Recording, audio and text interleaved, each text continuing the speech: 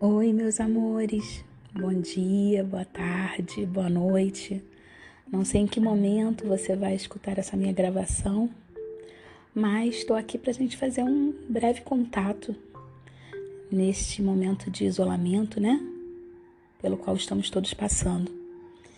Eu sugeri em atividade anterior que vocês fizessem um resumo de alguns contos da nossa gloriosa Clarice Lispector, no ano de seu centenário.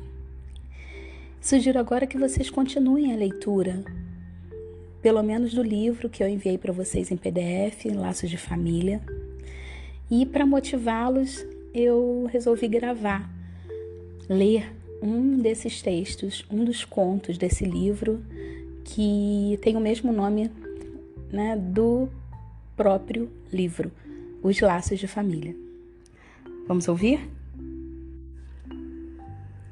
A mulher e a mãe acomodaram-se finalmente no táxi que as levaria à estação. A mãe contava e recontava as duas malas, tentando convencer-se de que ambas estavam no carro. A filha, com seus olhos escuros, a que um ligeiro estrabismo dava um contínuo brilho de zombaria e frieza, assistia. "Não esqueci de nada?"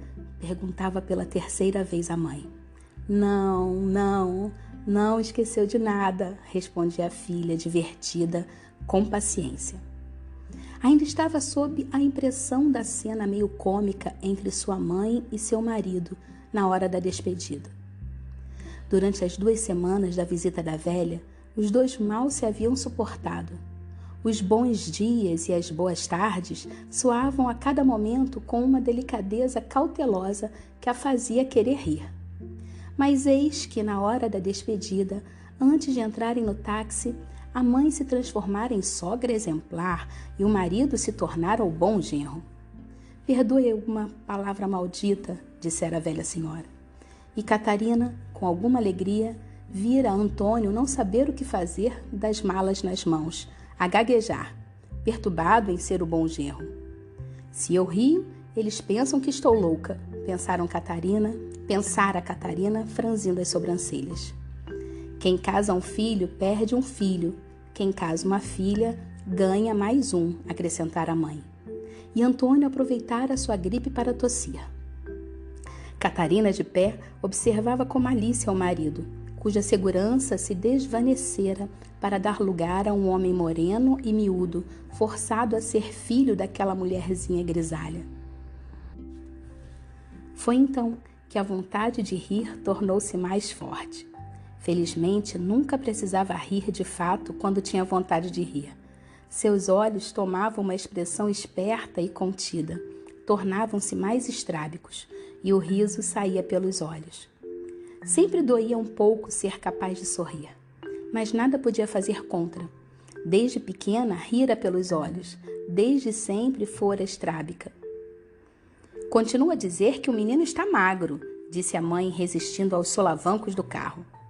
E apesar de Antônio não estar presente, ela usava o mesmo tom de desafio e acusação que empregava diante dele. Tanto que uma noite Antônio se agitara. "Não é por culpa minha, Severina." Ele chamava a sogra de Severina, pois antes do casamento projetava serem sogra e genro modernos. Logo à primeira visita da mãe ao casal, a palavra Severina tornara-se difícil na boca do marido. E agora, então, o fato de chamá-la pelo nome não impedira que... Catarina olhava-os e ria. "O menino sempre foi magro, mamãe", respondeu-lhe. O táxi avançava monótono. "Magro e nervoso", acrescentou a senhora com decisão. "Magro e nervoso", assentiu Catarina, paciente. Era um menino nervoso, distraído. Durante a visita da avó, tornara-se ainda mais distante. Dormira mal, perturbado pelos carinhos excessivos e pelos beliscões de amor da velha. Antônio, que nunca se preocupara especialmente com a sensibilidade do filho, passara a dar indiretas à sogra, a proteger uma criança.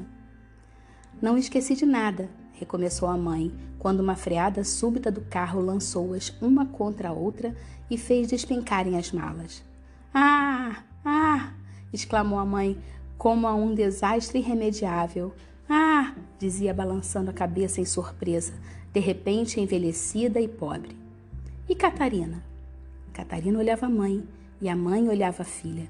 E também a Catarina acontecera um desastre?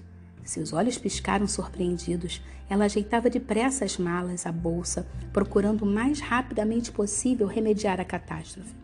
Porque de fato sucedera alguma coisa, seria inútil esconder. Catarina fora lançada contra Severina, numa intimidade de corpo há muito esquecida, vinda do tempo em que se tem pai e mãe. Apesar de que nunca se haviam realmente abraçado ou beijado. Do pai, sim, Catarina sempre fora mais amiga. Quando a mãe enchia-lhes os pratos, obrigando-os a comer demais, os dois se olhavam piscando em cumplicidade e a mãe nem notava. Mas depois do choque no táxi e depois de se ajeitarem, não tinham o que falar. Por que não chegavam logo à estação?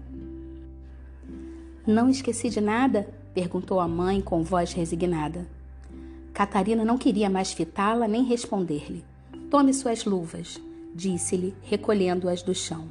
Ah, minhas luvas! Exclamava a mãe perplexa. Só se espiaram realmente quando as malas foram dispostas no trem, depois de trocados os beijos. A cabeça da mãe apareceu na janela.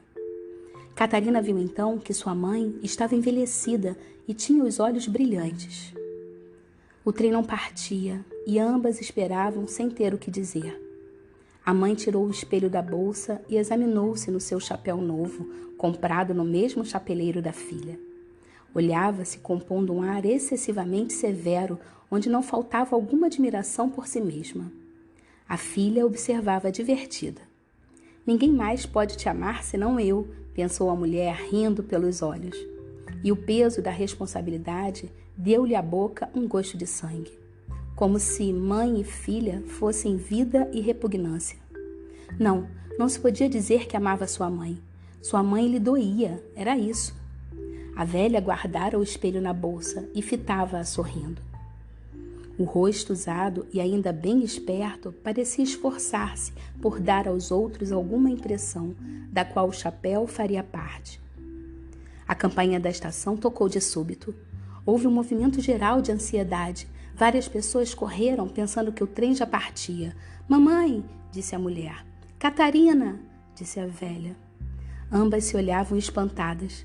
A mala na cabeça de um carregador interrompeu-lhes a visão, e um rapaz correndo segurou de passagem o braço de Catarina, deslocando-lhe a gola do vestido.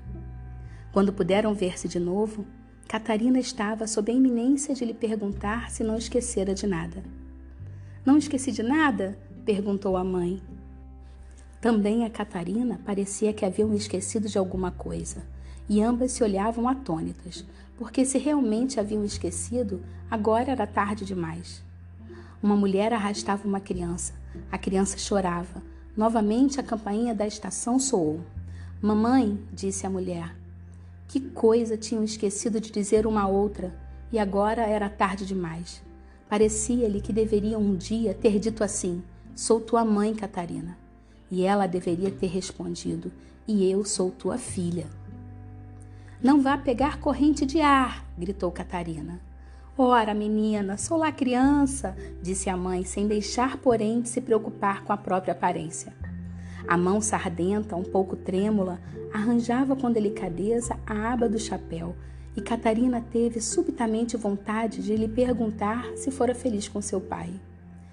Dê lembranças à titia, gritou. Sim, sim. Mamãe, disse Catarina, porque um longo apito se ouvira e no meio da fumaça as rodas já se moviam. Catarina, disse a velha de boca aberta e olhos espantados. E ao primeiro solavanco a filha viu-a levar as mãos ao chapéu. Este caíra-lhe até o nariz, deixando aparecer apenas a nova dentadura. O trem já andava e Catarina acenava. O rosto da mãe desapareceu um instante e reapareceu já sem o chapéu. O coque dos cabelos desmanchado, caindo em mechas brancas sobre os ombros, como as de uma donzela. O rosto estava inclinado sem sorrir, talvez mesmo sem enxergar mais a filha distante. No meio da fumaça, Catarina começou a caminhar de volta. as sobrancelhas franzidas e nos olhos a malícia dos estrábicos. Sem a companhia da mãe, recuperara o modo firme de caminhar. Sozinha era mais fácil. Alguns homens a olhavam. Ela era doce, um pouco pesada de corpo. Caminhava serena, moderna nos trajes, os cabelos curtos pintados de acaju. E de tal modo haviam se disposto as coisas que o amor doloroso lhe pareceu a felicidade. Tudo estava tão vivo e tenro ao redor, a rua suja, os velhos bondes, cascas de laranja. A força fluía e refluía no seu coração com pesada riqueza. Estava muito bonita neste momento, tão elegante, integrada na sua época e na cidade onde nascera, como se a tivesse escolhido. Nos olhos vesgos, qualquer pessoa adivinharia o gosto que essa mulher tinha pelas coisas do mundo. Espiava as pessoas com insistência, procurando fixar naquelas figuras mutáveis seu prazer ainda úmido de lágrimas pela mãe. Desviou-se dos carros, conseguiu aproximar-se do ônibus, burlando a fila, espiando com ironia. Nada impediria que essa pequena mulher que andava rolando os quadris subisse mais um degrau misterioso nos seus dias. O elevador zumbia no calor da praia. Abriu a porta do apartamento enquanto se libertava do chapeuzinho com a outra mão. Parecia disposta a usufruir da largueza do mundo inteiro, caminho aberto pela sua mãe que lhe ardia no peito. Antônio mal levantou os olhos do livro. A tarde de sábado sempre fora sua, e logo depois da partida de Severina, ele a retomava com prazer, junto à escrivaninha.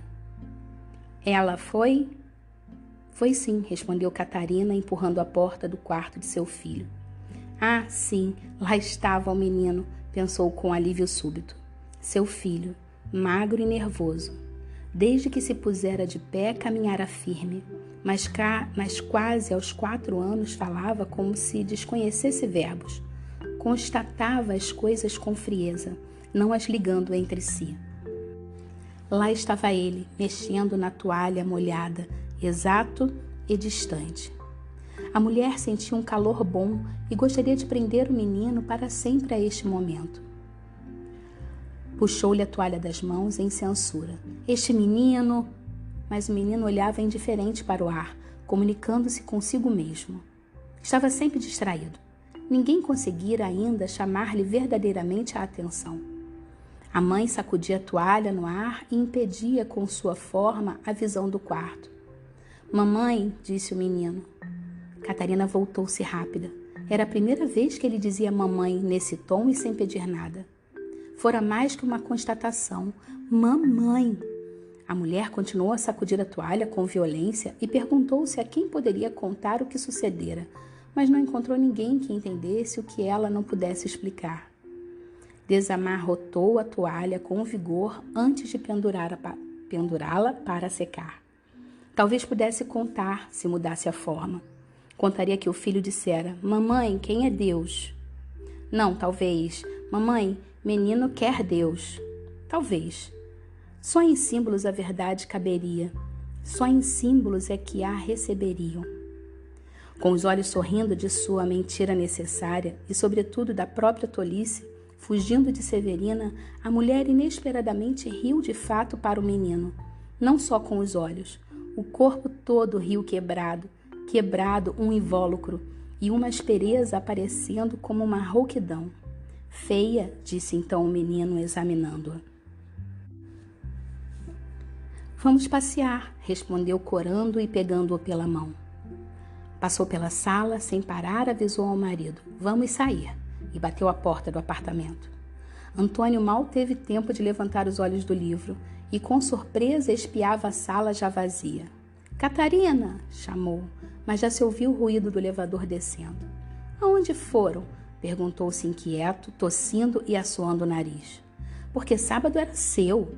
Mas ele queria que sua mulher e seu filho estivessem em casa enquanto ele tomava o seu sábado. Catarina! Chamou aborrecido, embora soubesse que ela não poderia mais ouvi-lo. Levantou-se, foi à janela e 1 segundo depois enxergou sua mulher e seu filho na calçada. Os dois haviam parado, a mulher talvez decidindo o caminho a tomar, e de súbito pondo-se em marcha. Por que andava ela tão forte, segurando a mão da criança?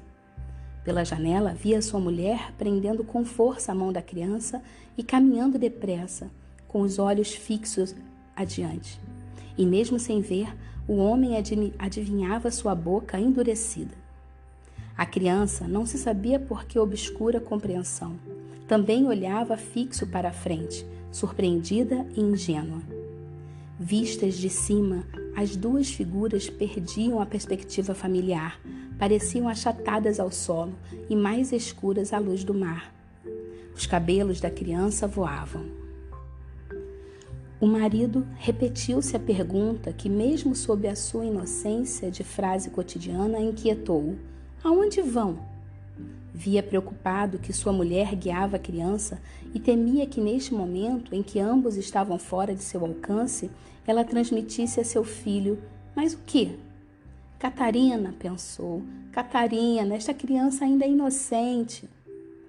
Em que momento é que a mãe, apertando uma criança, dava-lhe esta prisão de amor que se abateria para sempre sobre o futuro homem? Mais tarde, seu filho, já homem, sozinho, estaria de pé diante desta mesma janela, batendo dedos nesta vidraça, preso, obrigado a responder a um morto. Quem saberia jamais em que momento a mãe transferia ao filho a herança, e com que sombrio prazer.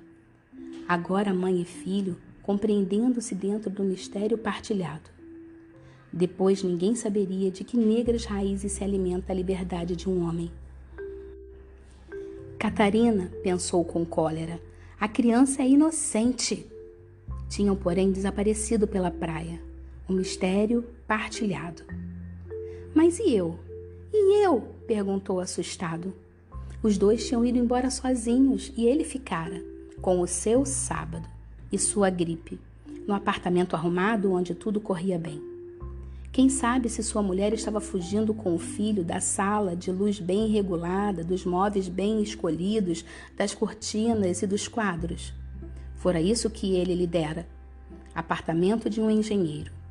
E sabia que se a mulher aproveitava da situação de um marido moço e cheio de futuro, desprezava-a também com aqueles olhos sonsos, fugindo com seu filho nervoso e magro. O homem inquietou-se, porque não poderia continuar a lhe dar senão mais sucesso, e porque sabia que ela o ajudaria a consegui-lo e odiaria o que conseguisse.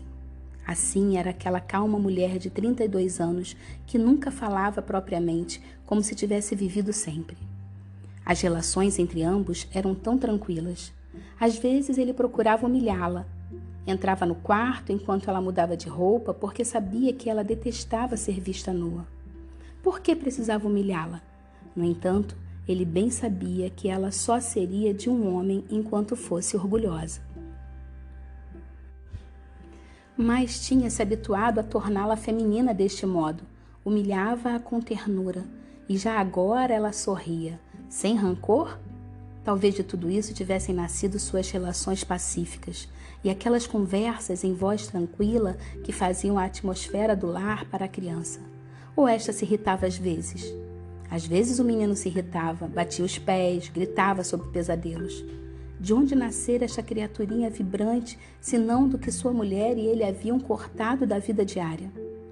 Viviam tão tranquilos que, se aproximava um momento de alegria, eles se olhavam rapidamente, quase irônicos, e os olhos de ambos diziam: não vamos gastá-lo, não vamos ridiculamente usá-lo, como se tivessem vivido desde sempre. Mas ele a olhara da janela, vira-a andar depressa, de mãos dadas com o filho, e dissera-se: ela está tomando um momento de alegria, sozinha. Sentira-se frustrado, porque há muito não poderia viver senão com ela, e ela conseguia tomar seus momentos sozinha. Por exemplo, o que fizera sua mulher entre o trem e o apartamento? Não que a suspeitasse, mas inquietava-se. A última luz da tarde estava pesada e abatia-se com gravidade sobre os objetos. As areias estavam secas. O dia inteiro estivera sob essa ameaça de irradiação, que nesse momento sem rebentar, embora se ensurdecia cada vez mais e zumbia no elevador ininterrupto do edifício. Quando Catarina voltasse, eles jantariam afastando as mariposas. O menino gritaria no primeiro sono. Catarina interromperia um momento o jantar. E o elevador não pararia por um instante sequer? Não, o elevador não pararia um instante. Depois do jantar iremos ao cinema, resolveu o homem, porque depois do cinema seria enfim noite, e este dia se quebraria com as ondas nos rochedos do arpoador. Pronto, meus amores, fim de conto. Espero que tenham se deliciado e percebido a epifania presente na obra de Clarice Lispector, na observação de situações tão comuns. Um beijo no seu coração, cuidem-se e cuidem uns dos outros. Até a volta, um beijo.